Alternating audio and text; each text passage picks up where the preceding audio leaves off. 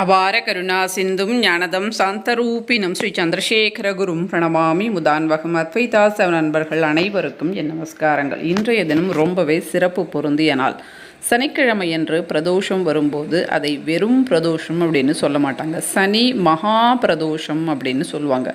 இன்றைய தினம் நாம் செய்கின்ற எந்த பூஜையாக இருந்தாலும் அது நமக்கு அக்ஷய பலனை, அதாவது க்ஷயம் இல்லாத, முடிவு இல்லாத அவ்வளவு ஒரு பலன் நமக்கு இன்றைய தினம் செய்கின்ற பூஜைகள் மூலம் நமக்கு ஏற்படும். இன்றைய தினம் நாம் 5 விதமான பூஜைகளை சிவன் கோவிலில் செய்யலாம் அல்லது வீட்டிலேயும் செய்யலாம். என்னென்ன தெய்வங்களுக்கு எப்படி பூஜை செய்யலாம் அப்படின்றது தான் இந்த பதிவு. நம்ம சேனலை மறக்காமல் சப்ஸ்கிரைப் பண்ணிக்கோங்க. இன்றைய தினம் பைரவரை நாம் வணங்குவது சிறப்பு. ஏன்னா இன்றைய தினம் செய்கின்ற பூஜைகள் அக்ஷய பலனை நமக்கு ஏற்படுத்தி கொடுக்கும். அப்படின்றதுனால மாலை நேரத்தில் கண்டிப்பாக எல்லாருமே சனி பிரதோஷம் என்று சிவாலயம் சென்று வழிபாடு செய்வார்கள். அங்கே பைரவர் இருப்பார். அவருக்கு உகந்த நாள் அஷ்டமி திதி, செவ்வாய்க்கிழமை, சனிக்கிழமைகள். இன்றைய தினம் சனிக்கிழமை வந்ததனால, பிரதோஷமாக இருப்பதினால, அக்ஷய பலனை தருகின்ற நாளாக இருப்பதினால 35 மிளக சிகப்பு துணியில் கட்டி ஒரே ஒரு தீபம் ஏற்றி கடன்கள் அடையணும் அப்படின்னு வேண்டிட்டு பைரவரை 8 முறை சுத்துங்க. முடியல அப்படின்னா ஆத்ம பிரதட்சணம் 8 முறை நம்மை நாமே சுற்றி கொள்வது. இதை இன்றைய தினம் செய்வதின் மூலமாக கடன்கள் அடையும்.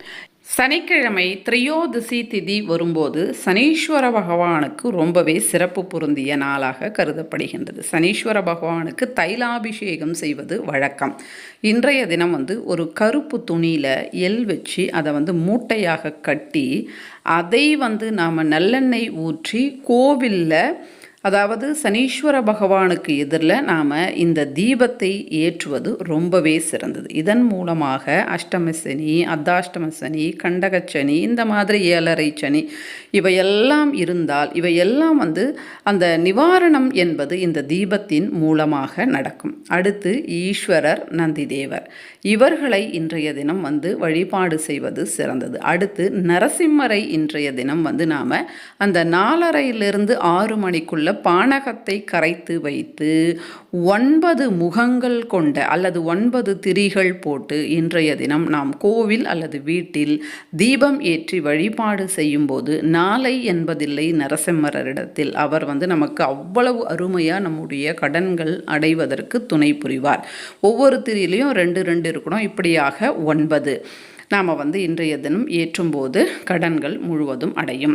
அப்போ நம்ம பைரவர் வழிபாடு பார்த்தோம், நரசிம்மர் வழிபாடு பார்த்தோம், அடுத்து சனீஸ்வர பகவான் வழிபாடு பார்த்தோம். சனீஸ்வர பகவான் வழிபாடு சனி தோஷங்கள் நிவர்த்தியாகும், ஐஸ்வர்யம் ஏற்படும்.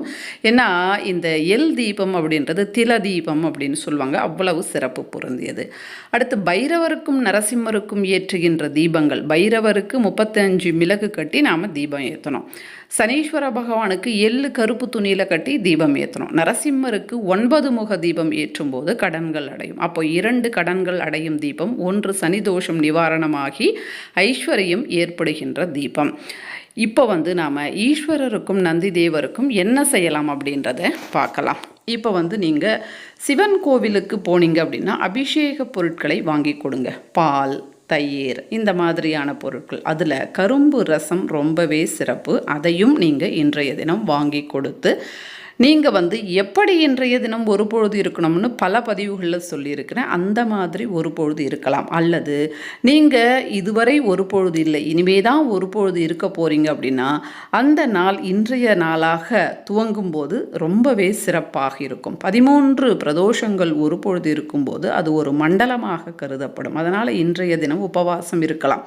காலையில் எழுந்து தலைக்கு குளிச்சுட்டு இன்றைய தினம் முழுவதுமே பால், இளநீர், இந்த மாதிரி பழரசங்கள் சாப்பிட்டு மாலையில் குளிச்சுட்டு கோவிலுக்கு போயிட்டு அங்கே தரிசனம் முடிச்சுட்டு இரவு சாப்பிடுவது சிறந்தது. அப்போது சாப்பிடும்போது வெங்காயம், பூண்டு இதெல்லாம் சேர்த்துக்கக்கூடாது. இப்படியாக 13 பிரதோஷங்கள் ஒரு பொழுது இருந்தால் திருமணமாகாதவர்களுக்கு திருமணமாகும், குழந்தை இல்லாதவர்களுக்கு குழந்தை பிறக்கும், கடன்கள் அடையணும் அப்படின்னு சொல்லுகின்றவர்களுக்கு கடன்கள் அடையும்.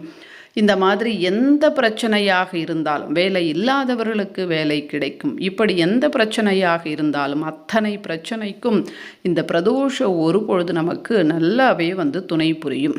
அதனால் இன்றைய தினம் ஒரு பொழுது இருக்கணும் அப்படின்னு நினைக்கக்கூடியவர்கள் இன்றைய தினமும் ஆரம்பம் செய்யலாம். வீட்டிலேயே அதாவது கடுகு, அதில் வெண்கடுகு, இந்த வெண்கடுகை திருநீற்றில் போட்டு நல்லா கலந்துக்கணும். அதை நாம் ஈஸ்வரருக்கு அர்ச்சனை செய்யணும். நம்முடைய அத்வைதா 786 21 நாள் கடனடையும் தீபத்தை பற்றியும் சொல்லியிருக்கிறேன்.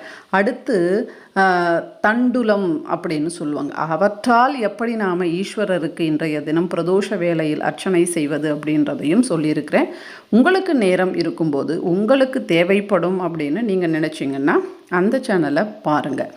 அடுத்து பார்த்திங்கன்னா இந்த வெண்கடுகை விபூதி அப்படின்னு சொல்லுவாங்க இல்லையா, திருநீர், அவற்றில் கலந்து ஈஸ்வரருக்கு இன்றைய தினம் வீட்டிலேயே அர்ச்சனை செய்யலாம். சிவலிங்கம் எங்கள் வீட்டில் இல்லைங்க அப்படின்னா நீங்கள் எதற்கும் கவலைப்பட வேண்டிய அவசியம் கிடையாது.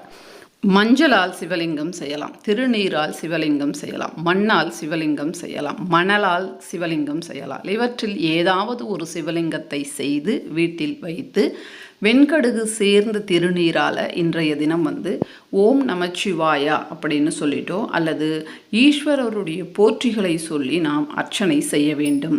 அர்ச்சனை செய்த பிறகு தூபதி பாரதி எல்லாம் காட்டிய பிறகு மறுநாள் அந்த வெண்கடுகு இருக்கு இல்லையா, அந்த வெண்கடுகு திருநீர் கொஞ்சம் எடுத்து நாம் குளிக்கின்ற நீரில் போட்டு குளித்து கொள்ளலாம்.